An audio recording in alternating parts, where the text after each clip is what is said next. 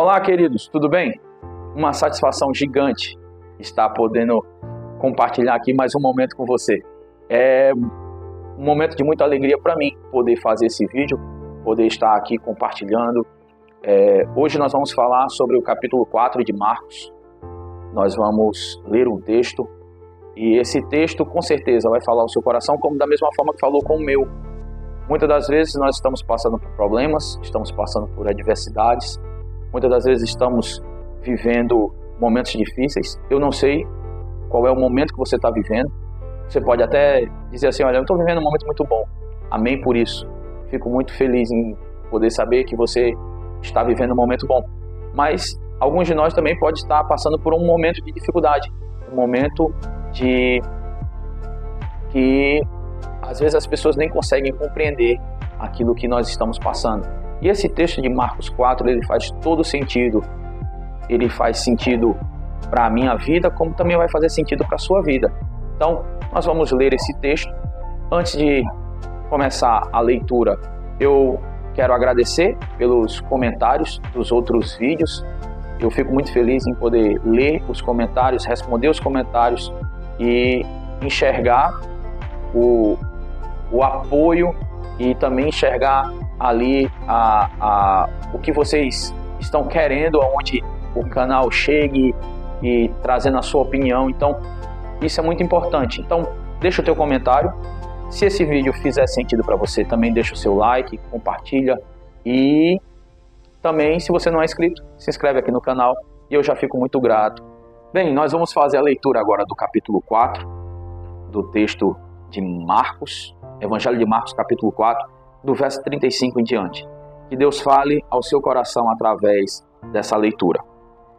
Quando caiu a tarde, Jesus disse aos seus discípulos, vamos atravessar para o outro lado. Então eles foram deixando a multidão, embora outros barcos fossem atrás deles. Mas logo se levantou uma terrível tempestade. Ondas enormes começaram a rebater dentro do barco, até que ele ficou quase cheio d'água, prestes a afundar. Jesus estava dormindo na popa do barco, com a cabeça numa almofada.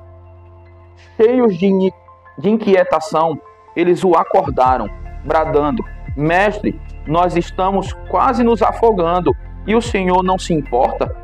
Então ele repreendeu o vento e disse ao mar, aquieta-te. O vento parou e houve grande bonança. Ele perguntou-lhes, por que vocês estão com tanto medo? Vocês ainda não têm confiança nenhuma em mim? E eles ficaram cheios de espanto e disseram uns aos outros, quem é este homem que até o vento e as ondas lhe obedecem? Esse texto é um texto belíssimo. Jesus estava pregando e ensinando e num determinado momento ele chega aos seus discípulos e diz, olha, vamos passar para o outro lado. Vamos passar para o outro lado. Então, a partir desse momento, eu já quero trazer aqui uma aplicação para nós. Muitas das vezes nós temos que entender quem é que está dizendo passemos para o outro lado. Porque aqui para os discípulos, quem está dizendo passemos para o outro lado é o próprio Jesus. Então, se ele estava dizendo passemos para o outro lado, é porque havia uma promessa. A promessa de que não importa o que aconteça no meio, não importa qualquer tipo de adversidade. A gente sabe que o Mar da Galileia, onde eles foram, onde está registrada essa passagem, que na verdade é um lago, ele sofre uma tempestade de vento devido aos ventos que vêm dos montes que estão ali ao seu redor. Então, o vento frio vem e desce, e de vez em quando acontece uma tempestade de vento no Mar da Galileia. Então, você faz uma breve análise. Os discípulos eram homens que estavam acostumados a estar naquele lugar. Eles era uma rotina deles, porque eram pescadores. Então, eles já tinham navegado naquele local, eles já estavam acostumados, era algo de rotina deles fazer essa passagem, estarem ali pescando, estarem ali fazendo o que fizeram durante toda a sua vida.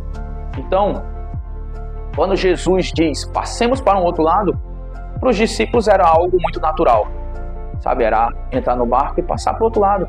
Nós já fizemos isso milhares de vezes, então não tem por que não fazer. Então, simplesmente entrar no barco e ir. Então, o problema aí é que os discípulos não se atentaram a quem estava falando. Passemos para o outro lado. Quem disse não foi nenhum dos discípulos, mas quem disse foi o próprio Cristo. Disse, passemos para um outro lado. Então, a partir do momento que o próprio Cristo diz isso, se torna uma promessa. Passemos para o outro lado. Não importa o que vai acontecer no meio, passemos para o outro lado. E ele está garantindo, nós vamos chegar ao outro lado. Então, no momento que a grande tempestade se levanta e as ondas rebatem o barco de um lado para o outro, as ondas enfurecidas trazem toda aquela água para dentro do barco, que deixa os discípulos atônicos, os discípulos ficam atônicos pela situação que se formou e estava praticamente incontrolável a situação, porque o barco se enchia de água para chegar ao ponto que os discípulos entraram em desespero pela situação que estava acontecendo.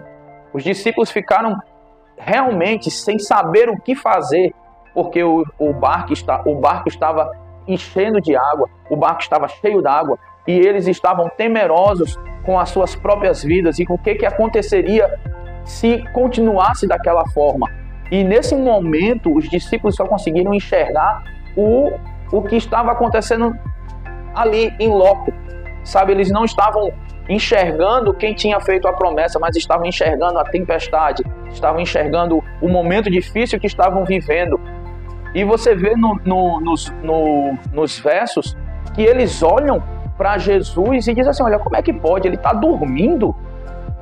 Ele não está vendo, ele não está sentindo que nós estamos aqui passando por essa dificuldade, nós estamos passando por esse aperreio aqui, nós estamos com um barco cheio d'água, quase indo a pique, nós estamos afundando, nós vamos perecer, nós estamos colocando nossas vidas em risco e ele está ali dormindo sossegadamente na polpa do barco. Então, os discípulos, eles trazem essa sensação de censura, de dizer, olha, não faz diferença se vamos viver ou se vamos morrer. E eles vão lá, o próprio texto deixa isso muito claro, eles vão lá e dizem, Senhor, não te importa que pereçamos? O Senhor não está vendo que nós vamos morrer? O Senhor não está vendo que o barco está enchendo d'água?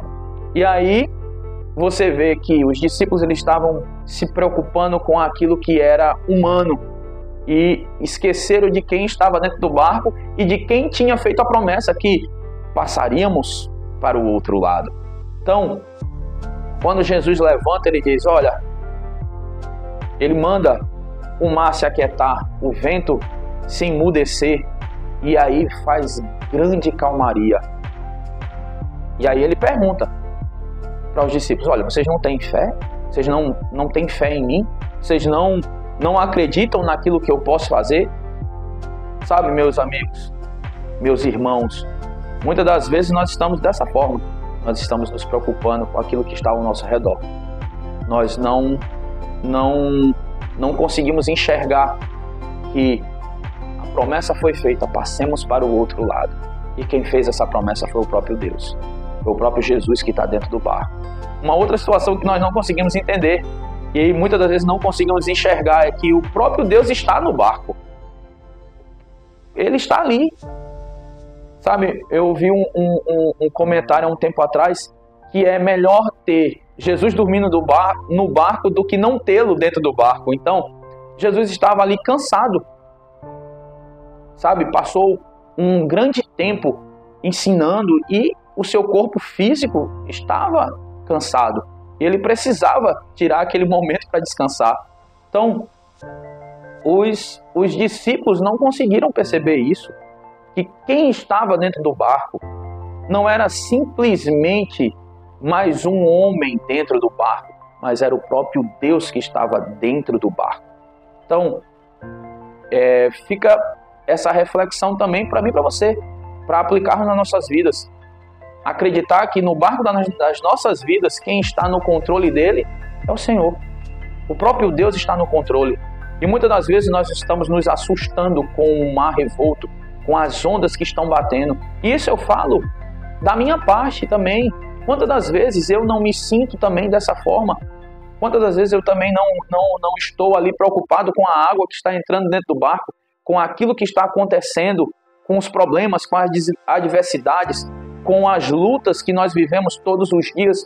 E por muitas das vezes nós esquecemos quem é o dono do barco, quem é que está no controle do barco e quem está conosco dentro do barco, sabe?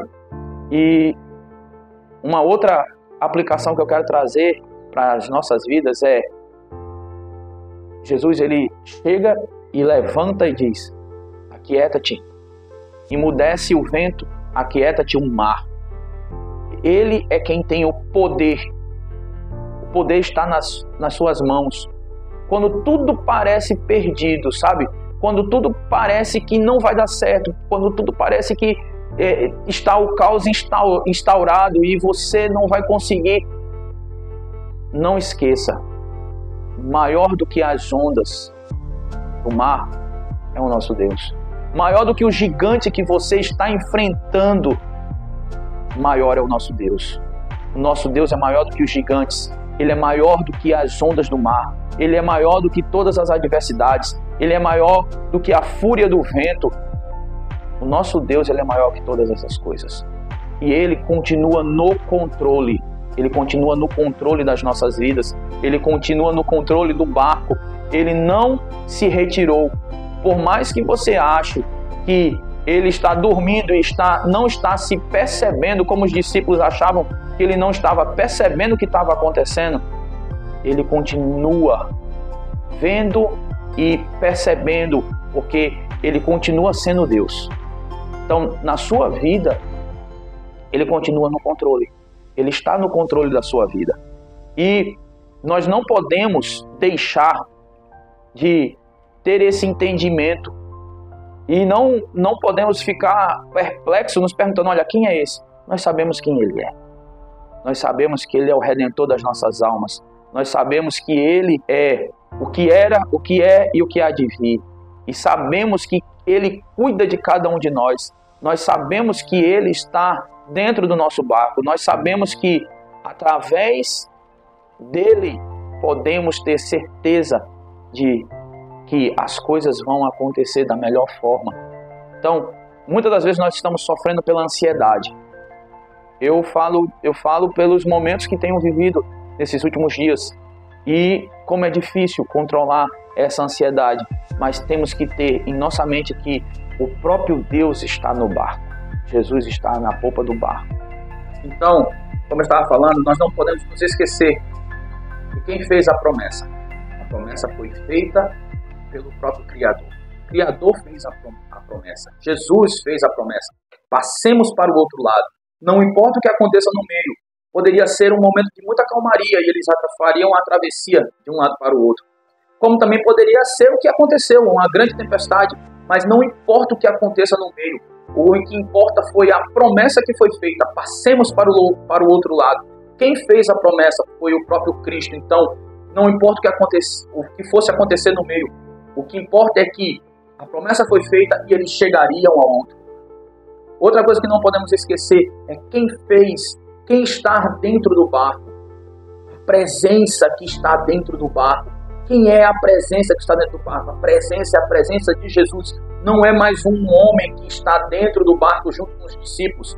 É o próprio Jesus que está dentro do barco. É a presença de Jesus que está dentro do barco. Então, meu amigo, meu irmão, se a presença está dentro do barco, se Jesus está dentro do barco, nós não temos o que temer, porque é Ele que está dentro do barco. É a presença do Senhor que está dentro do barco. Por mais que ele estivesse dormindo, por mais que ele estivesse cansado naquele momento humano ter falado o dia todo, ter ensinado o dia todo, estava cansado, mas era a presença dele que estava dentro do barco. Então, você junta aí a promessa mais a presença.